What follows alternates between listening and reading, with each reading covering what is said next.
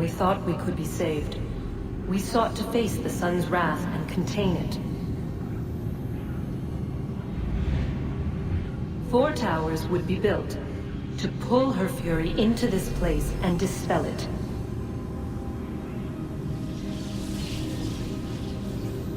But even with all we knew, with all we had, it would take too long.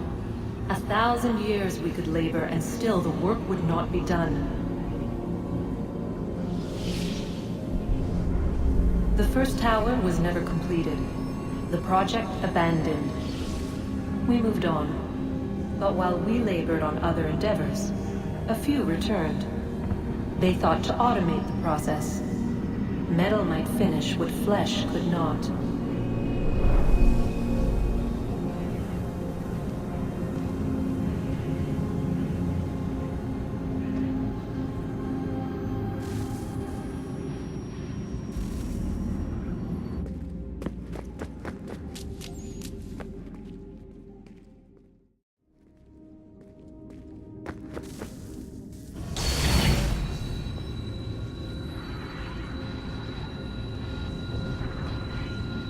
If we could not meet the sun's cruel embrace, perhaps we might rebuke it. Already we could generate the fields to protect us in times of strife. But these were small and simple things. To replicate them on a scale the size of a world, we lack the energy to make it so. Half the world, they said then. It is better than none at all. We tried. Again, we failed. A quarter, they asked. Even this we could not do. A 1/6, an 1/8, a 1/10, they cried. The answer was still the same. Perhaps in time a city might be spared. But it was time we did not have. So we moved on.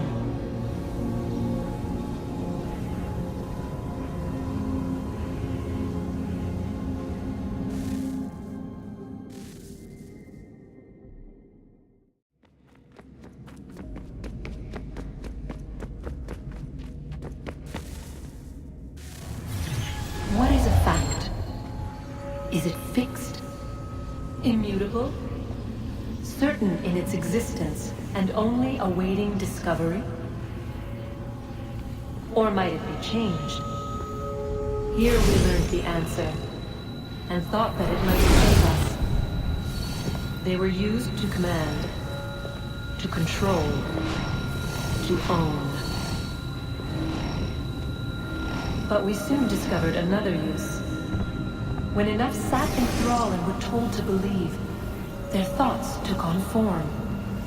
What was imagined became real. If 100 minds could wish away a wall or create a tree, what might 1,000 do? 10,000? More? Might we change the consensus and will the threat away? We resolved to send one into the sky where it might illuminate us all. Once placed, a sentence would be uttered. Make us safe. In this way, we would change the consensus. We would save the world. But it never came to be. We sent a dozen of them skyward, but there was no way to maintain control, to direct the beam, to enthrall the world, to speak the words. Though this was strange and dangerous, what we tried next was worse.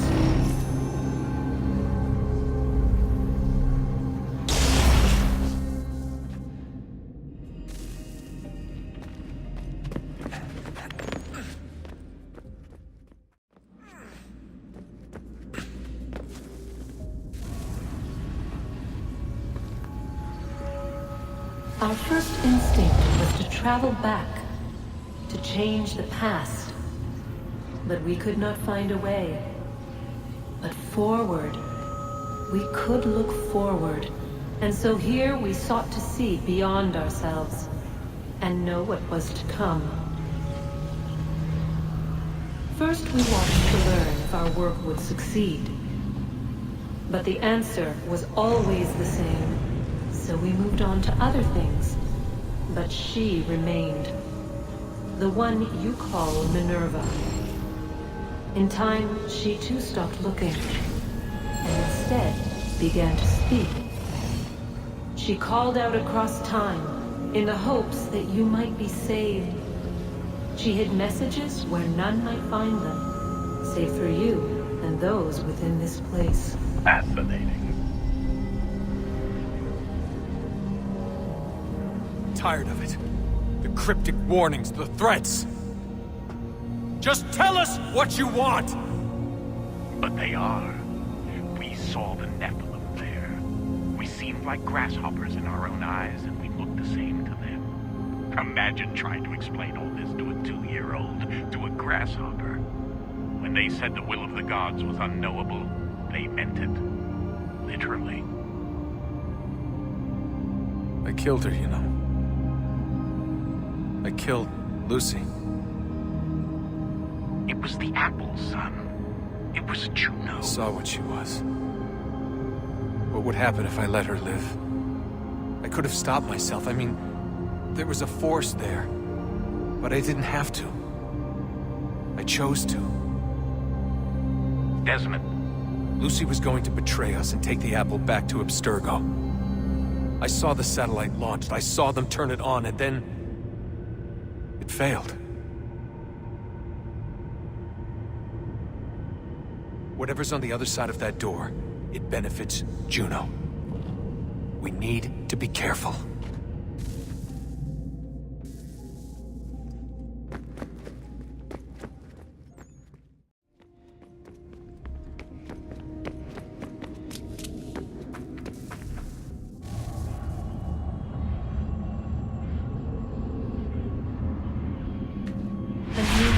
Approached, one that was dark and cold.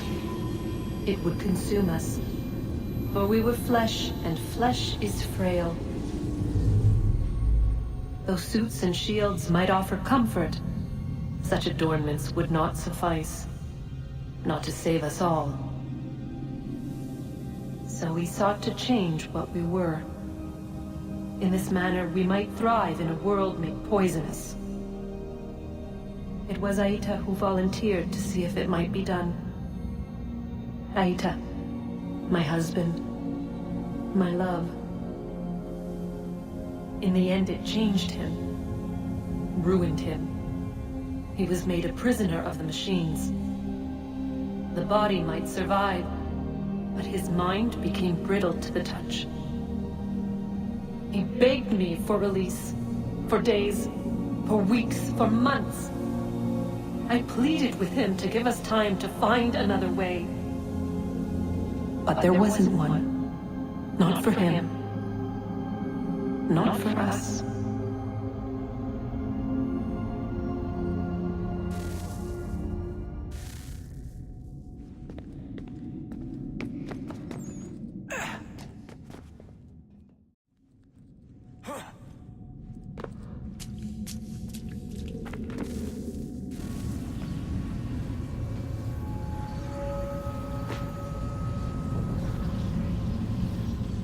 What is consciousness but a series of electrical impulses?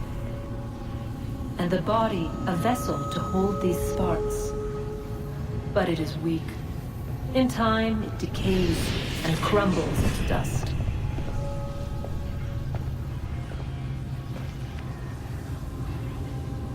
We asked ourselves then, what if it might be replaced with something stronger, something better? So we forged a new vessel, one that might endure.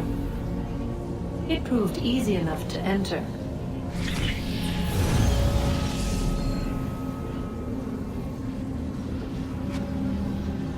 But to leave required something more, something wrong. And so this too they abandoned. wondered, though, were they right to turn away?